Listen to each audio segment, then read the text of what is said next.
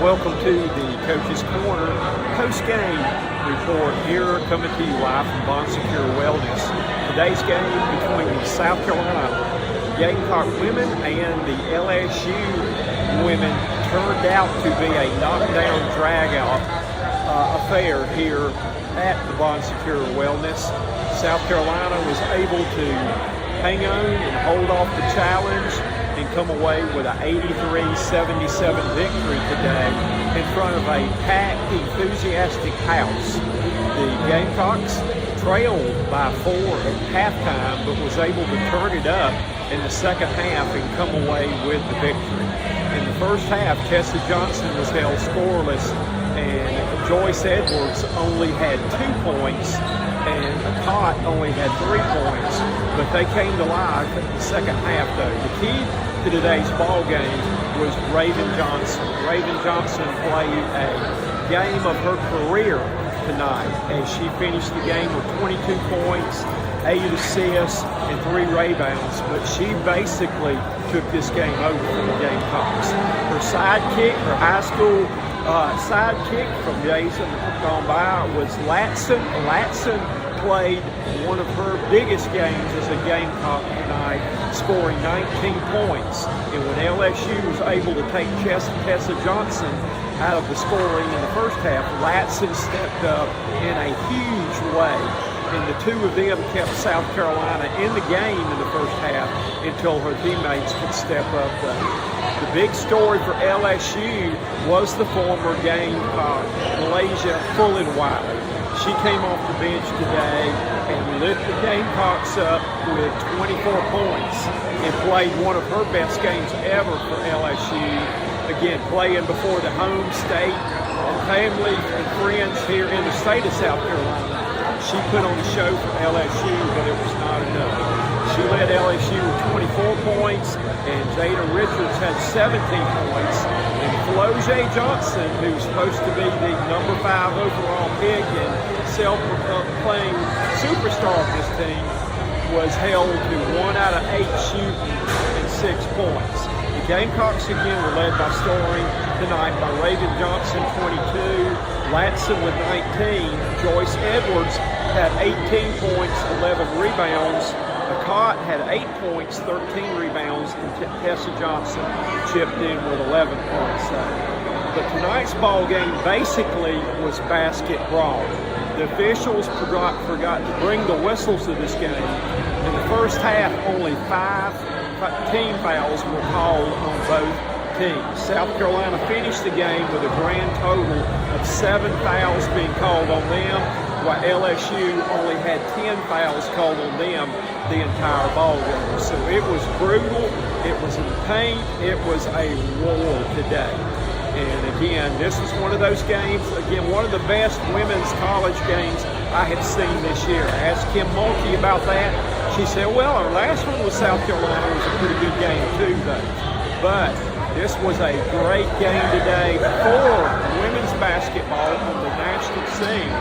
South Carolina now looks like they will take on Texas in the championship game tomorrow. Texas right now currently leads by 10 in the first half of the other semifinal game versus the Ole Miss Rebels. This would be the third meeting with Vic Schaefer this year and Dawn Staley. It's set to be a classic. It's going to be a packed house. Vic Schaefer always cries about having to play South Carolina in South Carolina. Well, he may be crying again tomorrow too, because these two teams will be facing in the championship game more than likely here at Bon Secure Wellness.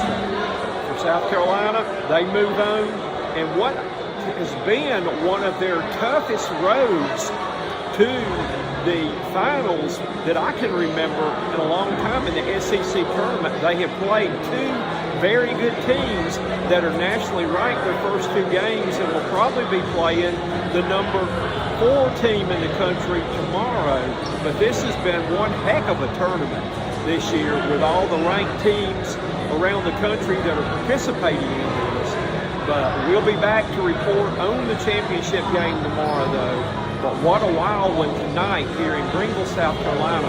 as the South Carolina Gamecocks take down LSU for the second time this year, 83-77. Reporting for Cox Reports Broadcasting and Lindy Sports, the coach did Cox. Out there today, just talk a little bit about, first of all, the physicality of the game, and then you stepped up and really in a big way. I probably had one of your best games of your career today. We knew it was going to be a tough fight. Honestly, I was telling the team in warm-ups, I know I was going to be exhausted after the game, and I just have this winning mentality about the score, about the rebound, about the facilitate, whatever it takes. If I have to defend, I'm going to do whatever it takes, and I just trust myself, honestly.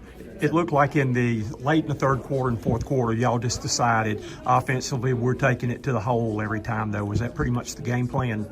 Yeah, just to get on the free throw line, to put them on their feet a little bit, just to get the calls. I think tonight did a really good job of attacking the bigs and going to the free throw line. I think Madina might not like how she played, but I think she had a big layup that sealed the game, kind of. So hats off to her. It's just little things. Like when the ball's not going in, you can go do anything else. Madina had 13 boards, so proud of her about that. And then Joyce hit some big shots at the end also, and Tessa, like everybody. I can name everybody on this team. Mouse hit a big shot. So I think it's a collective effort, and I think that we're proud of what the outcome was today. Do you feel like in the third quarter there were only 2 shots that you either did not score or assist on? When it gets to well, first of all, it seems like you didn't know that. The second. Man, she's such a great point guard. She's the best point guard in the country. So to have her on the floor with us, it just brings a certain confidence and poise, and we get the job done. Can you talk a little bit about, you knew they were going to try to take Tessa out of the game after last time, though, but it looked like you stepped up, probably had your best game at South Carolina on the big stage. Just talk a little bit about it. Did you feel like you needed to step up today? Yeah, I mean, I knew they were going to play Tessa pretty hard. I mean, everybody knew that. But I just, like I said, just let the game come to me, whether that was facilitating or getting to a bucket. I mean, I feel like the whole country knows that I can score a bucket. I mean, just winning basketball is what I came here for. 30 seconds. And if I had to go out there and score tonight, that's what I had to do. The game plan looked like in the fourth quarter was, number one, was take it to the hole every time, and that's a big part of your game, but just talk a little bit about that. Yeah, I mean, transition. We knew, like, they were a transition team, we were a transition team, so just get out and play it in advantage. That's what Coach wanted today. Thank you. Good luck tomorrow. Kind of to add on to that, you had like this half, but you were able to pick it up and really get your game going in the second half.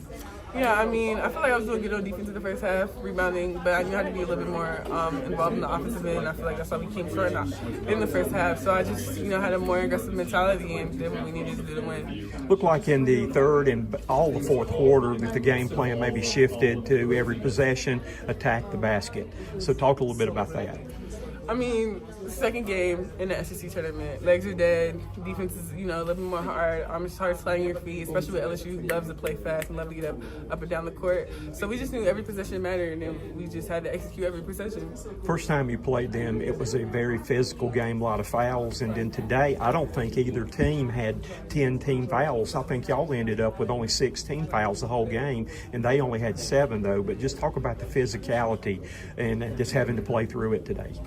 I mean, I always feel like SEC physicality is just a whole nother level. I feel like we get refs from Big 10, Big 12, and they don't call the game the same. We're looking around because SEC just lets us play through it. But like you said, it was a really physical game. Even last game, this game, it was very physical, and we just knew that coming in, and we just had to still execute our offense. How hard is it to adjust to that when you're used to having things called, and then you get a game like today where they let you play?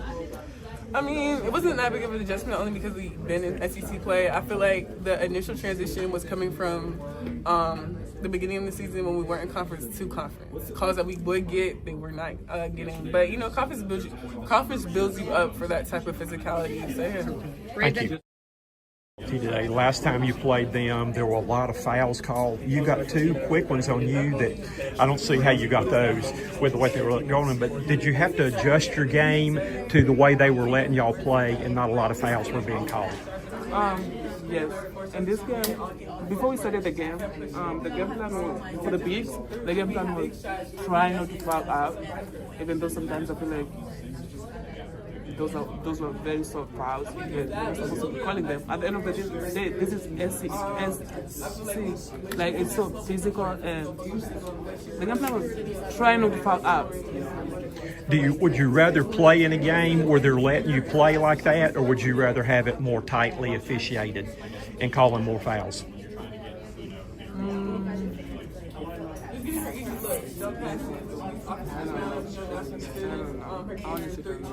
Okay. Thank you. Good luck tomorrow. Thank you. The game tonight, man, that's probably one of the best college basketball games I've seen in a long time. And I was a college and high school coach for 37 years, though. But just talk about, the way the game went and how you thought things went. That was a good game. I feel like both of us went on runs. I just feel like we went on our run when it was most important. I feel like we got stops when it was most important. But kudos to them. They're a good team and they played well as well. Can you talk about the big shot you hit in the second half there? That they had been leaving you open. Do you kind of feel like Raven used to feel people leaving you open, or? No, not necessarily. I mean, in a way, yeah. But I feel like I shot the right shot at the right time. I mean, I'm just doing what I'm asked. What my coach are asked for. I don't have to shoot every shot that's open, every shot that I get. I mean, we have to move the ball, play as a team. Okay. Any preference on who you have tomorrow? Nah. No preference. Good luck. Thank you. Thank you.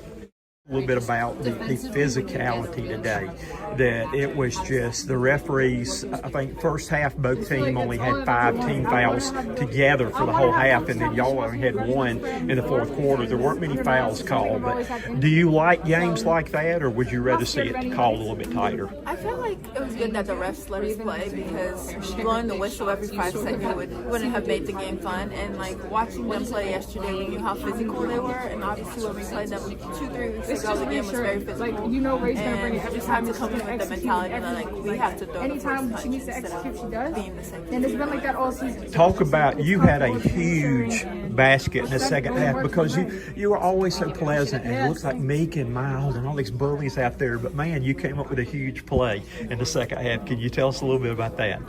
I just had to go in there, like my number was called, and I just had to go in there and make a big play and rebound and just do the little things while Madina was getting a little break on the bench before she came back in. But I'm just glad I was able to make an impact when I did. Do you feel like this has probably been the hardest? I mean, it feels like you've played ranked teams to get to the finals, and you'll probably, good chance you'll play another top-ranked team tomorrow, though. But the hardest, or maybe the toughest road towards getting to the championship since you've been in South Carolina? Yeah, I feel like it has been the toughest road, but we've shown up every time, and we've shown that like we can play together, and whichever team we're playing, if it's a ranked team, not a ranked team, we're always going to come out on top. Good luck tomorrow.